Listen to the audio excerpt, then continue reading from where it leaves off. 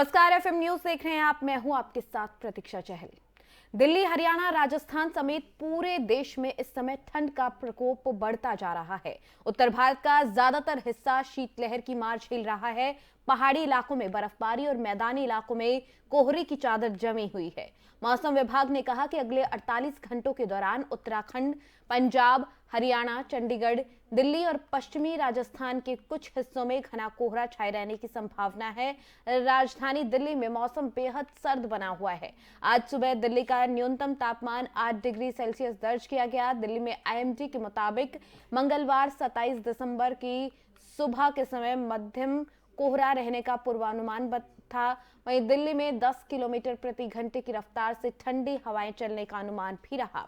मौसम विभाग ने कहा कि राजस्थान में रात में कुछ जगहों पर तापमान 0 से नीचे चला गया। सीकर जिले के मौसम विभाग के अधिकारी ने कहा कि फतेहपुर में न्यूनतम तापमान 1.5 डिग्री सेल्सियस दर्ज किया गया, जो सामान्य से 7 डिग्री कम है। चूरू और करौली में रात को न्यूनतम तापमान 0 और 0.2 डिग्री सेल्सियस दर्ज किया गया है। इसके अलावा दिल्ली, हिमाचल प्रदेश और पंजाब में भी तापमान शीतलहर की कैटेगरी में रखा गया है। जम्मू और कश्मीर के ज्यादातर हिस्सों में सोमवार को न्यूनतम तापमान 0 से नीचे दर्ज किया गया। मंगलवार को भी जम्मू कश्मीर के ज्यादातर हिस्सों में कड़ाके की ठंड पड़ने का अनुमान जताया गया है।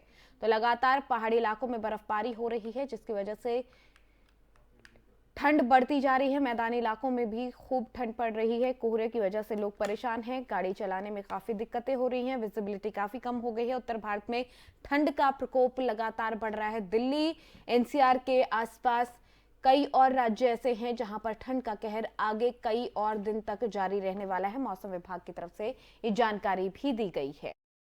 कोहरा छाए रहने की संभावना है। 4 जनवरी तक ये संभावना जताई गई है कि ये सबसे सर्द दिन साल के रहने वाले हैं। और आपको साथ ही साथ बता दें कि कोहरा भी आने वाले दिनों में काफी ज्यादा होने वाला है। और ऐसे में जब आप गाड़ी चला रहे हो तो आपको गति का ध्यान रखने की बहुत ज्यादा जरूरत है। उत्तर भारत में ठंड का फिलहाल प्रकोप बढ़ गया है। मैदानी इलाकों में कोहरे की चादर जमी है। उत्तर भारत में ठंड का जिस तरीके से प्रकोप बढ़ा है, उससे घना कोहरा आगे के दिनों में भी छाए रहने की संभावना है। पहाड़ी इलाकों में लगातार बर्फबारी हो रही है, जिसकी वजह से मैदानी इलाकों में कोहरे की चादर जमी हुई है। यानी कि ठंड आने वाले दिनों में और ज्यादा लोगों को परेशान करने वाली है। 4 जनवरी तक बहुत सर्द दिन रहने की संभावना मौसम विभाग की तरफ से जताई गई है। उत्तर भारत के कई ऐसे राज्य हैं, राजस्थान हो, हरियाणा हो, पंजाब हो, चंडीगढ़ हो, कई ऐसी जगह हैं जहां पर अभी आने वाले दिनों में बहुत ज्यादा ठंड रहने वाली है। और ऐसे में मौसम विभाग की तरफ से अलर्ट जारी कर लोगों को अपना ध्यान रखने के लिए कहा गया है, क्योंकि बहुत ज्यादा जरूरी है कि इतने ठंड के मौसम में आपको अगर जरूरी काम नहीं है तो बचकर रहें, ठंड से अपना बचाव करें। और वाहन अगर चला रहे हैं तो गति का बहुत ज्यादा ध्यान रखें, क्योंकि इस तरीके के मौसम में अक्सर दुर्घटना की संभावना बहुत ज्यादा हो जाती है। मैदानी इलाकों में कोहरे की चादर फिलहाल जमी हुई है।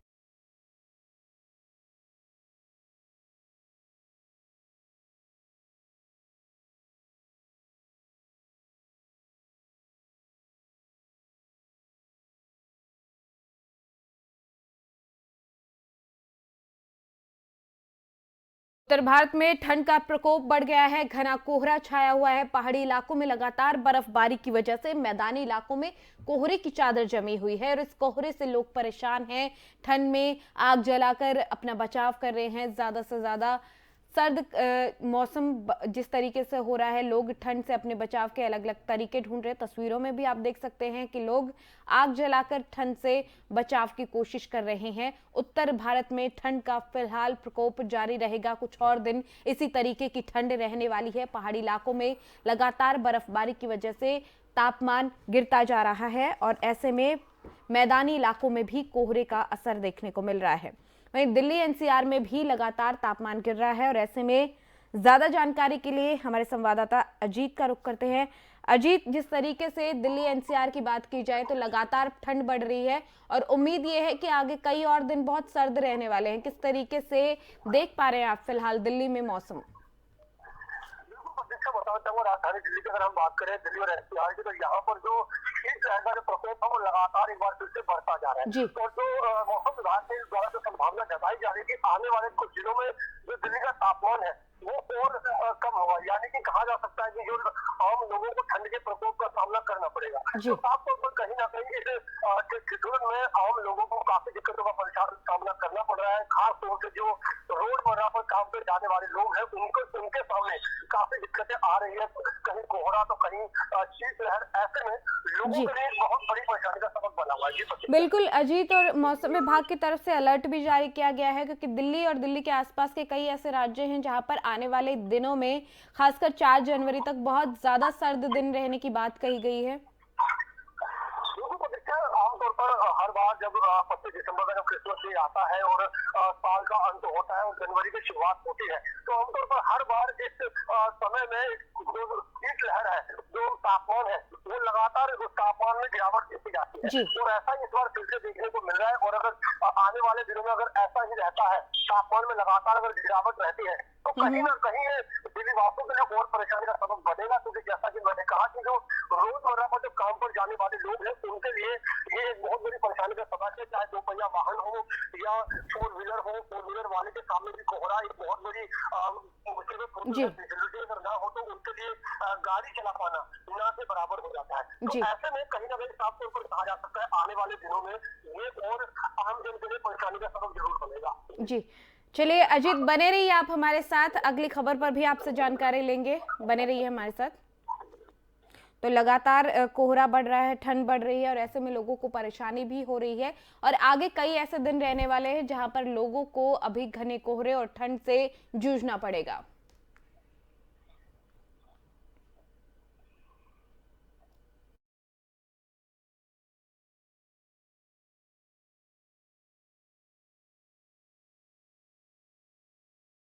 देखिए, सरकारी स्कूलों में सर्दियों की छुट्टी होने वाली है। सभी सरकारी स्कूल 1 जनवरी से 15 जनवरी यानी कि 2023 तक शीतकालीन अवकाश के लिए बंद रहेंगे।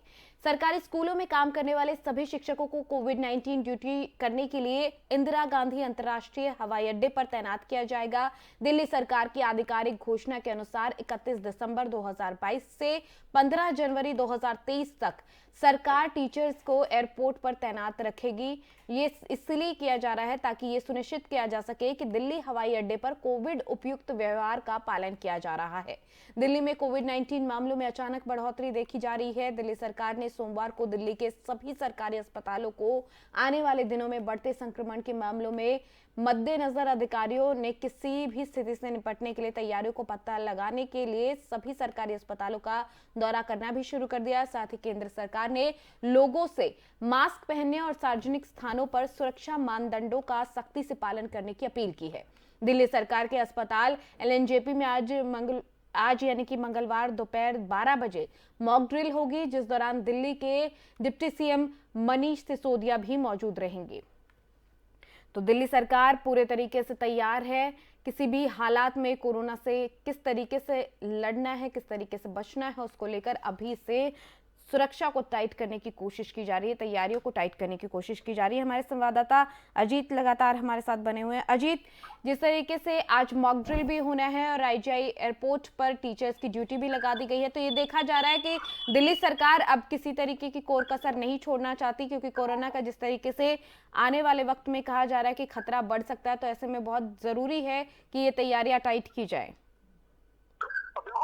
जिस तरीके से कोरोना के मामले की अगर हम बात करें तो चाइना और अमेरिका जैसे देशों में जिस तरीके से कोरोना हाहाकार मचा रहा है, तो उसका मद्देनजर रखते हुए राजधानी दिल्ली समेत पूरे भारतवर्ष में शासन से लेकर प्रशासन तक पहले से ही अलर्ट हो चुके हैं। वो तमाम चीजों पर, हर सुविधाओं पर अपनी कमर करते हुए दिखाई दे रही है। और इसी का परिणाम है कि आज दिल्ली के तमाम अस्पतालों में कोरोना को लेकर के जो सरकारी अस्पताल है उसमें मॉक ड्रिल भी की जाएगी। और मॉक ड्रिल का जो खास मकसद है वो यही है कि जो दिल्ली सरकार द्वारा अस्पतालों में जो तैयारियां हैं उसको सुनिश्चित किया जाए कि अगर अचानक से कोई ऐसा आ जाता है राजधानी दिल्ली में, अगर कोई शहर अचानक से बरपा जाता है, तो उस स्थिति में चाहे वो अस्पताल प्रशासन हो, चाहे वो डॉक्टर हो, ऐसे तमाम जो स्टाफ है वो किस तरीके तरीके से व्यवहार करे लोगों से, किस तरीके से लोगों के साथ देखभाल करे, इन तमाम सुविधाओं को मद्देनजर रखते हुए आज दिल्ली के तमाम अस्पतालों में होम डिलीवरी की जा रही है। तो जी जाहिर है कि कहीं ना कहीं भले ही अभी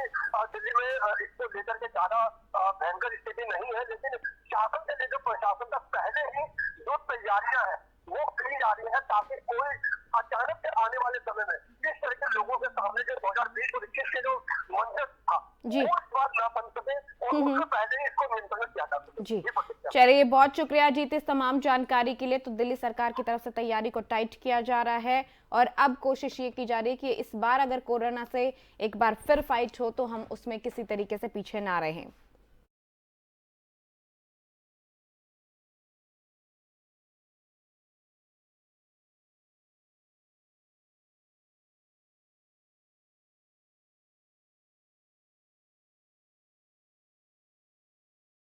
चीन में कोरोना से हाल बेहाल है। जहां चीन में बढ़ रहे कोरोना के मामलों के चलते दुनिया भर में चिंता बढ़ गई है, तो वहीं दूसरी ओर से चीन ने अंतर्राष्ट्रीय उड़ानों से प्रतिबंध हटाने का ऐलान किया है। इतना ही नहीं, चीन के राष्ट्रीय स्वास्थ्य आयोग ने ऐलान किया है कि 8 जनवरी से विदेश से आने वाले यात्रियों को क्वारंटीन नहीं किया जाएगा। चीन सरकार ने पिछले दिनों भारी विरोध के चलते जीरो कोविड पॉलिसी से छूट दी थी। इसके बाद से पूरी दुनिया की चिंताएं बढ़ गई हैं। बता दें कि चीन के राष्ट्रीय स्वास्थ्य आयोग ने सोमवार को ही कहा कि चीन 8 जनवरी 2023 से अंतर्राष्ट्रीय यात्रियों के लिए क्वारंटीन की जरूरत को खत्म कर देगा। आदेश के मुताबिक बाहर से आने वाले यात्रियों को चीन में घुसने से 48 घंटे पहले तक की RT-PCR रिपोर्ट दिखानी होगी। चीन के राष्ट्रीय स्वास्थ्य क्वारंटीन कानून के अनुसार आने वाले यात्रियों और सामानों के खिलाफ संक्रामक रोग क्वारंटीन के नियम अमल में नहीं लाए जाएंगे।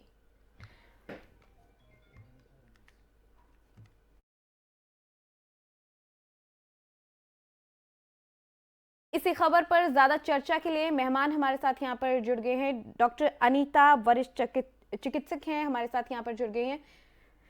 अनीता जी, बहुत स्वागत है आपका FM न्यूज पर। Yes, good morning. Good morning. Anita ji, जिस तरीके से चीन में हालात हैं, क्या हमें चिंता करने की जरूरत है? यस, बहुत ही जरूरत है, क्योंकि दोबारा जीरो उनका कोविड पॉलिसी के बाद भी इतना बड़े कंट्री में, डेवलप्ड कंट्री में अगर इतना तेजी से ये वायरस स्प्रेड हो रहा है, ये घबराने का तो बात है, खतरनाक भी है। जी। और जैसे फोटोज हमको दिखाई दे रहा है सोशल मीडिया, टीवी के माध्यम से, ओके, उसमें डर तो है। अभी रिसेंटली चाइना से पूरी खबर अभी बंद कर चुके हैं, so we don't know what is the present condition now, but yes, डरने का बात तो है ही। डॉक्टर अनीता, जिस तरीके से उन्होंने अपने प्रतिबंध हटा दिए हैं, जो भी रिस्ट्रिक्शंस थे, अगर उनको रिमूव कर दिया है, तो क्या ये देखा जा सकता है कि चीन दूसरी कंट्रीज को ये दिखाने की कोशिश कर रहा है कि हमारे यहाँ खतरा ज्यादा नहीं है? हालांकि बार बार ये कहा जा रहा है कि चीन में कोरोना से बुरा हाल हो चुका है। Yes, this is little dubious, बता नहीं सकेंगे क्योंकि वो लोग सब इंफॉर्मेशन सील करके रखते हैं, सही ढंग से हमारे पास न्यूज नहीं आते हैं। यस, ये एक तरीका है सबको बताने के लिए that we are all right, we are doing good, but then I think that may not be the right way. हम लोग को अपना सिटीजन्स को देखना है, उनको ख्याल रखना है, सही ढंग से न्यूज भी सबको पास कितना है, so other countries can also help, तो we can know the real condition, उसके हिसाब से हम लोग वैक्सीन बना सकते हैं, हेल्प्स कर सकते हैं, और दूसरे कंट्रीज को भी बता सकते हैं अपने कंट्री में भी आएगा, देश में भी आएगा, आप सतर्क होइए। So this is not the way, you have to share information and you have to help each other बचने के लिए। बिल्कुल, बहुत जरूरी है कि वो जानकारी को साझा करें ताकि बाकी कंट्रीज भी तैयार रह सके, वो बहुत जरूरी है। अगर हम इंडिया की बात करें, क्योंकि जिस तरीके से एक तरीके से कंट्रोल किया गया था कोरोना को, और अब एक बार फिर से खतरा बढ़ता हुआ दिखाई दे रहा है, तो हम ये माने कि एक बार फिर से वही कोविड-19 के नियम जो हम पहले पालन करते आ रहे थे, उनको फिर से एक बार पूरे जो कंट्रोल है उसके साथ निभाने की जरूरत है एक बार फिर से। या जैसे थर्ड वेव था, वैसे तो रिस्ट्रिक्शंस, अगर केसेस बढ़ते रहते हैं 200 के ऊपर, 227 was the last case day पे यस्टरडे, उसके ऊपर बढ़ते हैं, तेजी से बढ़ रहा है, यस, रिस्ट्रिक्शन तो आना ही, एटलीस्ट मास्क पहनना है, दूरी मेंटेन करना है, और जिसको वैक्सीनेशन नहीं हुआ उसको तुरंत सेकंड डोज, थर्ड डोज भी हाई रिस्क इंडिविजुअल्स को जल्दी से लेना है, ये तो जरूरी है। उसके बाद में देखा जाएगा कैसे, यानी वायरस हमारे देशों में कैसे असर करे उसके हिसाब से बाकी स्टेप्स लेना चाहिए। सपोज मामूली इन्फेक्शन है जैसे ओमिक्रॉन, तब तो उतना रिस्ट्रिक्शंस का जरूरत नहीं होगा, बट अगर खतरनाक है, आईसीयू जाने वाले हैं, ऑक्सीजन जी। लगेगा, मौत हो रहा है, उसी में बड़े restrictions. So seeing the natural history of the virus in the population after vaccination, ये एक बढ़िया बात है। हमारे पास हाइब्रिड इन्फेक्शन है, हम लोग अल्फा देखे हैं, बीटा देखे हैं, डेल्टा देखे हैं, ओमिक्रॉन भी देखे हैं, सब इन्फेक्टेड हो गया इंडिया में, इम्यूनिटी है। उसके साथ साथ वैक्सीनेशन का भी तेजी से सबका वैक्सीन लगा, and vaccine is good quality vaccine. So इसी हिसाब से we have very good immunity. So इसी इम्यूनिटी के ऊपर ये वायरस कितना काम करेगा वो भी देखना है। अगर इम्यूनिटी अच्छा नहीं है, वायरस बढ़ते रहते हैं, तो रिस्ट्रिक्शंस को जरूरी है। अगर मामूली इन्फेक्शन है, बित जाते हैं, we wear mask and distance maintain करके we have to live the life allow with the virus. Okay, thank you doctor Anita, आपने इतनी सारी जानकारी साझा की, दर्शकों को आपने बताया कि किस तरीके से अब आगे हमें ध्यान रखने की जरूरत है। बहुत शुक्रिया। Thank you. Be safe, stay safe. Sure. आपने चीन में कोरोना से हाल बेहाल है और अब चिंता की जरूरत हमें भी है कि हम चिंता करें और अपना ध्यान जरूर रखें। कोविड-19 के नियमों का पालन अगर अभी से करना शुरू कर देंगे तो कोरोना की इस लहर से लड़ने में कामयाब हो पाएंगे।